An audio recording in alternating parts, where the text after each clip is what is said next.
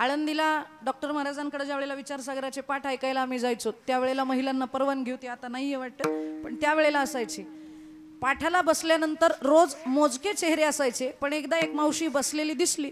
म्हणलं पहिल्या दिवशी आली असेल, उद्यापासून यायची नाही, पण तब्बल सलग 6 महिने ती मावशी पाठाला बसायची। आणि त्याच्यानंतर लक्षात आलं ती मावशी फक्त पाठालाच बसत नाही तर ती मधुकरीच्या पंक्तीला पण बसते। मग मात्र मावशींना विचारलं, मावशी चांगल्या घरातल्या दिसता, कारण चांगल्या घरातल्या बाईचं तेच चेहऱ्यावर तर लक्षात येतं। म्हणलं चांगल्या घरच्या दिसता, पण मधुकरीच्या पंक्तीला बसता, कधीतरी तुम्हीच आम्हाला एखादी पंगत घाला, काय म्हणून हे मागून आणलेलं खात असाल बरं?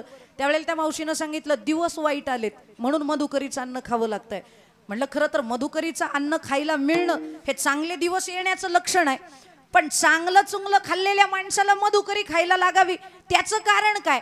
त्यावेळेला त्या मावशीनं सांगितलं, मुलगा यात्रेला म्हणून आळंदीला घेऊन आला आणि इथं मला सोडून गेला। बरं ते जाणून बुजून सोडलेलं माझ्या लक्षात आलं, कारण इथून तिथून मी त्याच्या हाताला धरत होते तर तो म्हणायचा, तू माझ्या हाताला धरू नको, मी तुझ्या हाताला धरतो।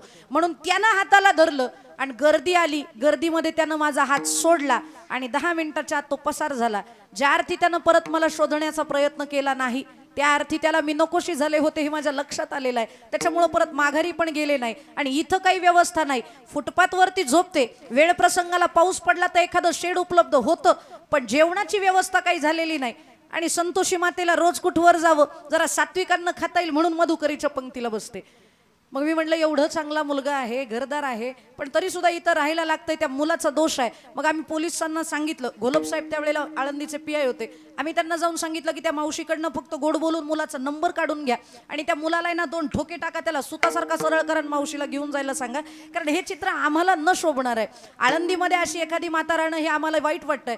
त्या साहेबांनी 2 तास त्या मावशीला बाजूला घेऊन चौकशी केली, तुझा बाई मुलगा राहतो कुठं, त्याचं गाव काय, पत्ता काय, फोन नंबर काय। 2 तास बाई काही तोंड उघडलं नाही आणि 2 तासानं ते वैतागून निघून गेले। त्यांनी आम्हाला सांगितलं, मावशी काय आम्हाला सांगत नाही। मग मावशीकडे गेले आणि विचारलं, म्हणलं मावशी 8 दिवसापूर्वीचा पाठ काय सांगितला, त्याचा सिद्धांत काय होता हे तुम्हाला सांगता येतं, आणि ज्या मुलासाठी आयुष्य कडेला घातलंय त्या मुलाचा तुम्हाला नंबर माहिती नाही? त्यावेळेला त्या मावशीनं उत्तर दिलं, माझा मुलगा कोण्या गावात राहतो, कोण्या गल्लीत राहतो, कोणत्या सोसायटीत राहतो, कुठला फ्लॅट नंबर आहे त्याच्या मोबाईलमधल्या 2 सिम कार्डचा नंबर काय, तोही माझा तोंडपाठ आहे, पण मला पोलिसांना सांगायचा नव्हता। म्हणलं का नव्हता सांगायचा? त्यावेळेला त्या मावशीनं सांगितलं, जर यदा कदाचित त्या पोलिसांना मी माझ्या लेकराचा नंबर दिला असता तर पोलिसांनी त्याला फोन केला असता, घाबरून माझं लेकरू पोलीस स्टेशनला आलं असतं, पण त्या पोलिसांनी पोलीस स्टेशन पासून माझ्या रूम पर्यंत त्याला मारत आणला असता आणि माझ्या लेकराला असं 4 लोकांदेखत कोणी मारावं हे मला सहन होणार नव्हतं, त्याच्यामुळे मी नंबर दिला नाही। तो कसा का वागेना, पण मी त्याच्याबरोबर चुकीचं वागू शकत नाही। ही धारणा जिची असते, ही मनस्थिती आणि मानसिकता जिची असते ना, तिला आई असं म्हणतात।